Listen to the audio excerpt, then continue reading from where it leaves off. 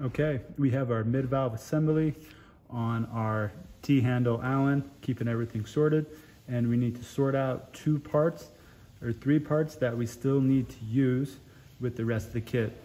So we'll begin by removing the bottom base plate, the small return spring, and now here is our slide collar, this piece.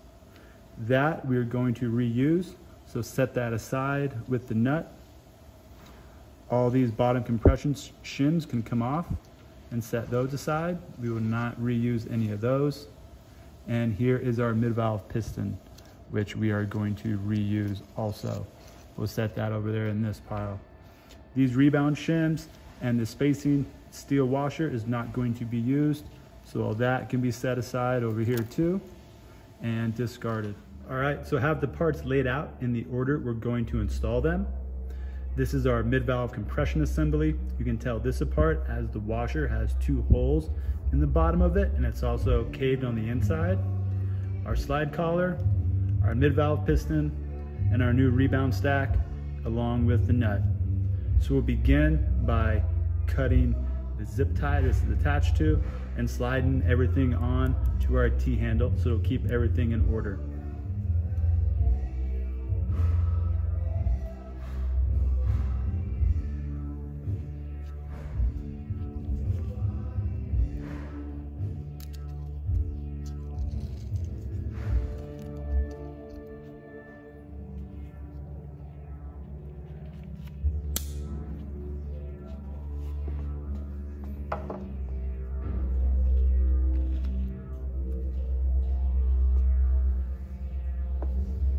Now leave all the shims on here and only slide off the titanium cup.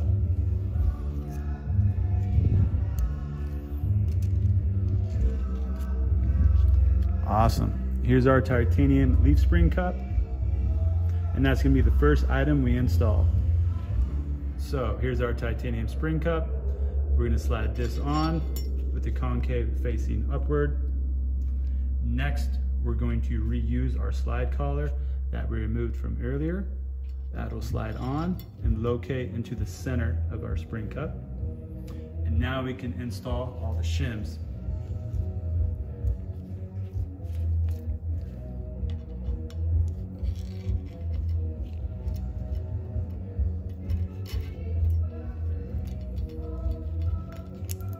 Perfect.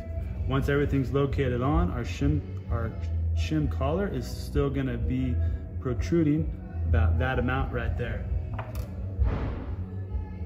Next, we put on our mid valve, which we cleaned off with compressed air, just like we did on the base valve. This recess right here is the side that goes down, and it is going to locate with our slide collar. That keeps everything centered. Perfect. Next up is installing the rebound shims. So now we have our rebound shims complete with the titanium washer, and we're going to slide this on our Allen wrench to keep everything sorted.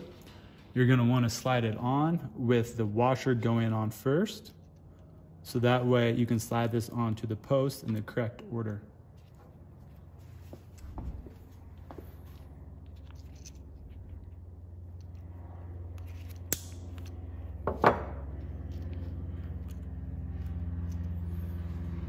So now these shims are ready to install on our piston post.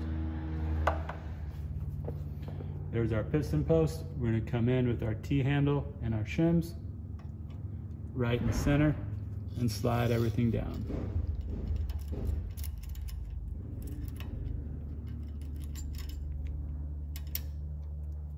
And perfect. Start by adding Loctite to the threads.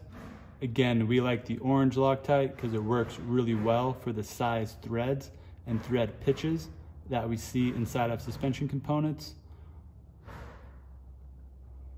Now that we get a good application applied, we're going to put our nut back on.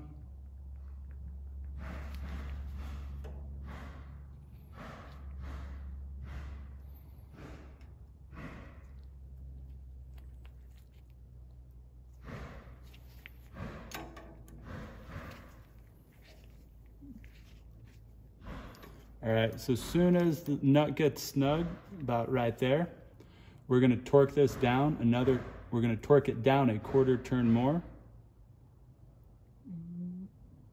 Actually, just a little less than a quarter turn. And that is on there perfect. Again, for you OCD people like me, we can check it one more time that it's tight.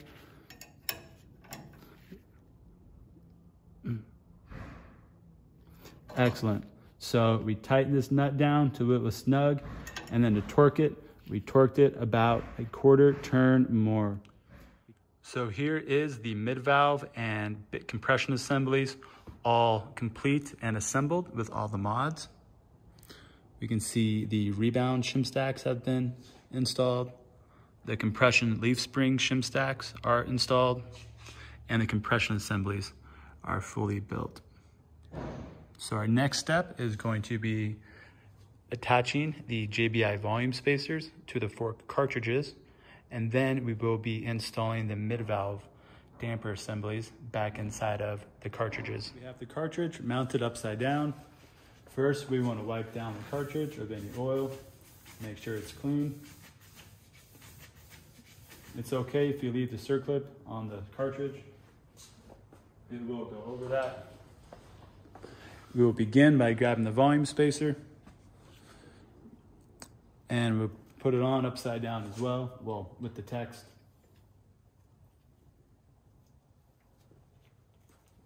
And starting from the top, we are going to slide down our metal springs that hold it in place.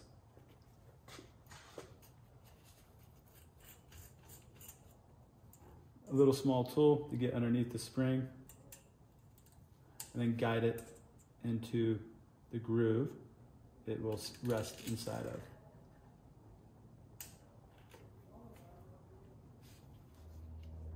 Now we're going to continue installing 3 more springs for the other 3 grooves.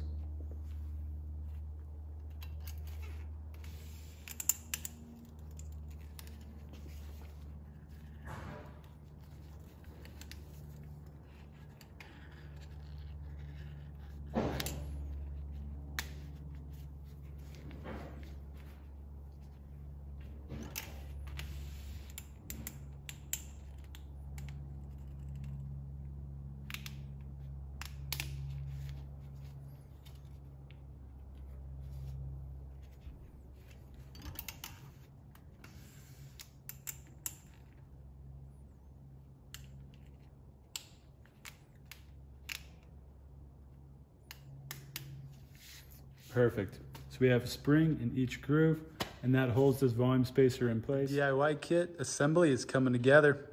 We have installed the JBI volume spacers to the cartridges. Our next step is going to be reinstalling our mid-valve damper rod assemblies into our cartridges. So to do that, we're going to start off by applying some grease to the threads down below here before we install the rod into the assembly. That'll help it pass through our damper rod seal a lot easier.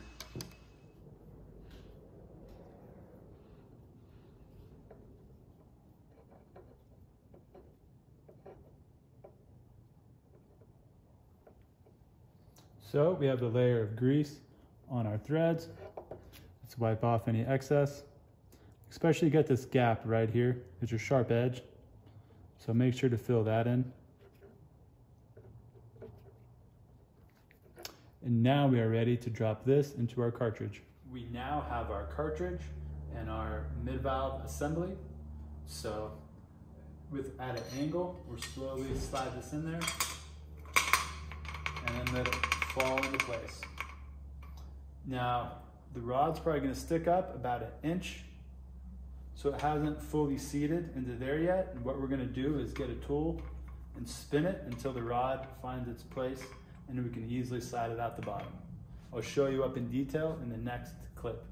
So you can still see our mid-valve piston inside of there. It hasn't fully seated yet. What we're gonna do is put a 10mm socket on an extension and then go down inside and get lined up with that mid-valve rebound nut. And then we'll be able to spin it and locate it into position. So what I have here is an extension, and a 10mm socket on the end of it. And we're going to use this to go into the inside of the cartridge and spin the mid-valve assembly into its location. So that way we can slide the rod out through the bottom of the cartridge.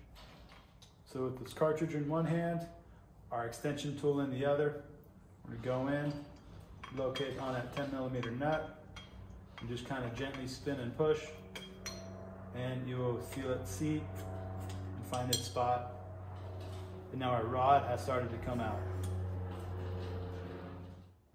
Now we want to go ahead and wipe off any excess grease on the threads.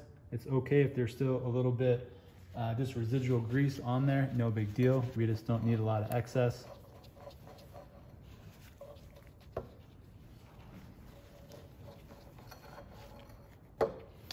And now we can reinstall our lock nuts.